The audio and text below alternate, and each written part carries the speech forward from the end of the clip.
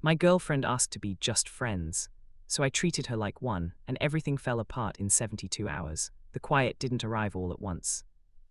It settled in like dust after an explosion, slow, deliberate, impossible to ignore. 72 hours ago, my girlfriend told me she needed space. She said it gently, like a therapist delivering bad news with good posture. She said, "Let's just be friends." I said, "Sure." Now I'm 32 years old, sitting alone in an apartment that hasn't been quiet in 4 years, listening to the hum of the refrigerator and realizing something unsettling. This isn't peace yet. This is the moment after impact, when your ears are ringing and your body hasn't decided what hurts. 2 nights ago, she sat me down on the couch we picked together, grey fabric, firm cushions, neutral enough to survive a future we thought was shared. She didn't sit close. That was the first tell. There was space between us before she ever asked for it out loud. "I think we need to talk." People joke about that sentence. They shouldn't. It's not funny when it's aimed at you. She talked for 10 minutes straight. Personal growth, feeling stifled, needing to rediscover herself. The words were polished, like stones rubbed smooth by repetition.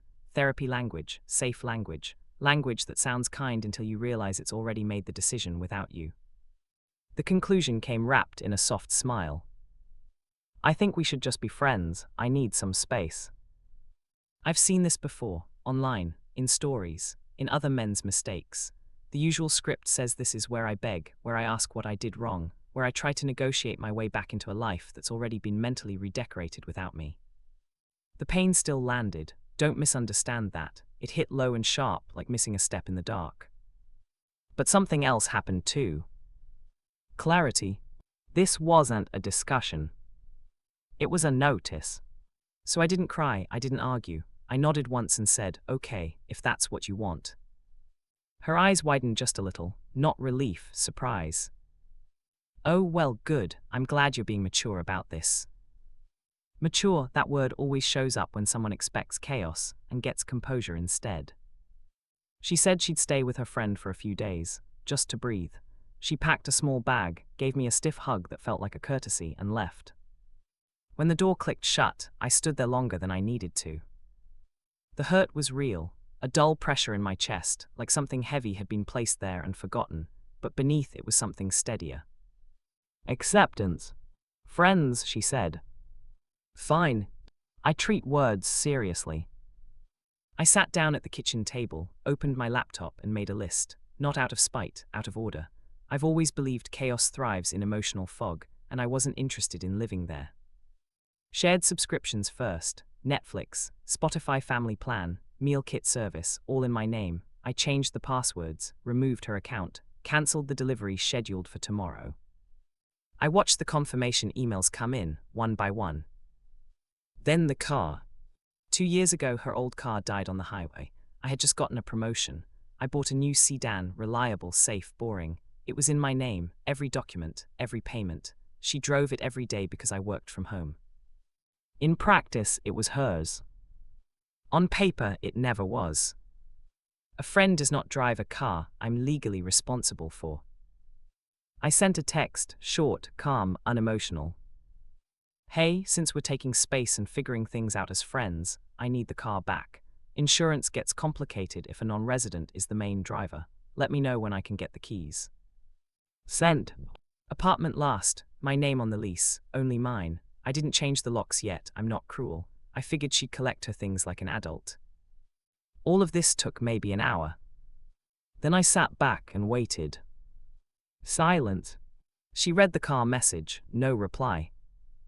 The meal service emailed her about the cancellation. Spotify logged her out mid-song, I imagine.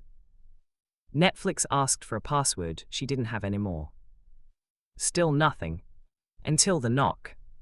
Not polite, not hesitant. Sharp, fast, angry. I didn't need the peephole to know who it was. I opened the door. "What the hell is your problem?" she snapped. No greeting, no confusion, just accusation. I leaned against the frame. "I'm not sure what you mean." "My Spotify kicked me out, Netflix doesn't work, and now you're demanding the car back. What are you doing?"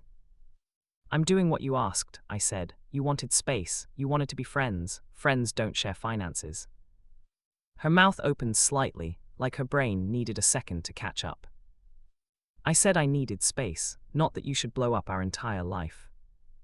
Our life, I repeated quietly, ended when you said we're just friends. She scoffed. I needed that car tomorrow, for work. I understand, I said, and I did, but it's my car, my liability. That's when her tone shifted, the kindness fell away. That's my car, you bought it for me. I bought it while we were together, I said, we're not. She threw her hands up. This is petty, vindictive, my God, Leah was right about you. The name hit the room like a dropped glass. Leah. Her co-worker, the one with late-night texts and after-work drinks, the one my gut had been whispering about for weeks while I chose trust instead. I kept my voice level. Who's Leo? She hesitated just long enough. He's just a friend. He's been supportive. Supportive of what? Of leaving me without consequences. I held out my hand, the keys. She crossed her arms. No. Please, I said once, calm, final. She smiled, thin and cruel. What are you going to do, call the cops? I didn't answer. I opened my phone, tapped the app connected to the car, and locked it remotely. Then I turned on the alarm. The horn screamed down the street. Her face drained of color. What did you do? She yelled. The car is locked, I said. Next step is reporting it stolen. Her confidence collapsed in real time. She fumbled through her purse, pulled out the keys, and slapped them into my palm. I turned the alarm off. The silence afterward was brutal. You have 48 hours to get your things, I said. After that, I changed the locks. She stared at me like I'd betrayed her. Then she left. And as the door closed again, I realized something important. This wasn't a breakup anymore.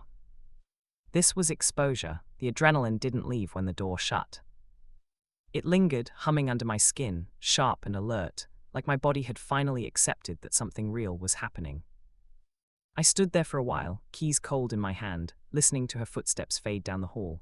My hands were shaking, not from fear, but from the delayed release of holding myself together. I sat on the edge of the couch and let it pass without turning it into regret.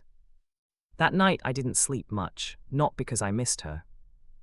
Because my brain wouldn't stop rewinding the last 2 months, playing them back with the sound turned up.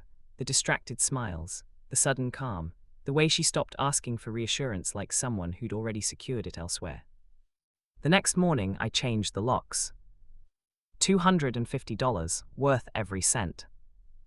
I also installed a small camera facing the front door, not because I wanted drama, but because something in my chest told me this wasn't over. When people lose access without losing entitlement, they don't go quietly. 48 hours passed, no message, no request to pick up her things, nothing. On the third day, my credit card company called. Sir, we're just verifying. Did you report your card stolen? No, I said slowly. Thank you, someone attempted to. I thanked them, added additional security, and hung up. I didn't need proof to know who it was. I just needed confirmation that my instincts were still working. 2 days later, HR emailed me. Mandatory meeting. Follow-up conversation. That's when the situation stopped being personal and started becoming dangerous. The email they showed me painted me as unstable, controlling, aggressive, a risk. It was anonymous, detailed, and carefully written to sound concerned rather than vengeful. I didn't panic. Panic is what people expect when they're lying. I told the truth, calmly, factually. My manager backed me without hesitation. HR documented it as malicious retaliation. I walked out with my job intact, and something else solidifying inside me. She wasn't losing control. She was trying to regain it. That night, my phone buzzed. Motion alert. I opened the camera feed and watched her stand outside my door, key in hand, trying to turn a lock that no longer answered to her. She tried twice. Then she stood there, frozen, staring at the door like it had betrayed her. I saved the footage. That was the moment I stopped hopping. This would resolve itself. Her parents came the next day. Good people, honest people. The the kind who raised their daughter to know better and were now realizing she hadn't done better. I didn't argue, I showed evidence. The camera, the messages, the timeline. When they called her on speaker, her story collapsed under its own weight.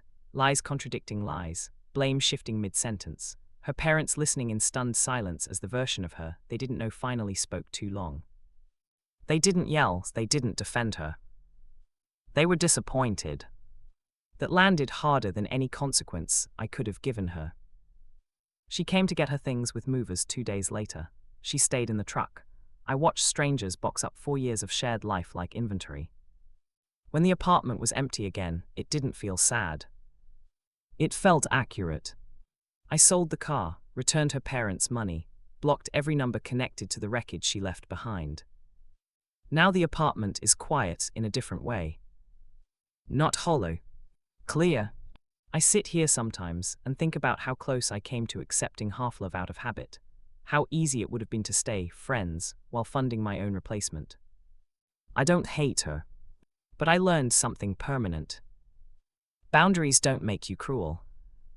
They reveal who was benefiting from you not having any. And peace, real peace, doesn't beg to be understood. It just locks the door, turns off the alarm, and lets the silence finally mean something. The quiet stayed. Not the tense quiet that waits for a notification, not the brittle quiet that cracks when you're alone with doubt. This one settled in naturally, like dust after a storm, evidence that something violent had passed and wasn't coming back. A week later, I deleted photos I hadn't looked at since the breakup, not in a dramatic purge, just calmly, one by one, trips, birthdays, a future that existed only because we kept repeating it out loud.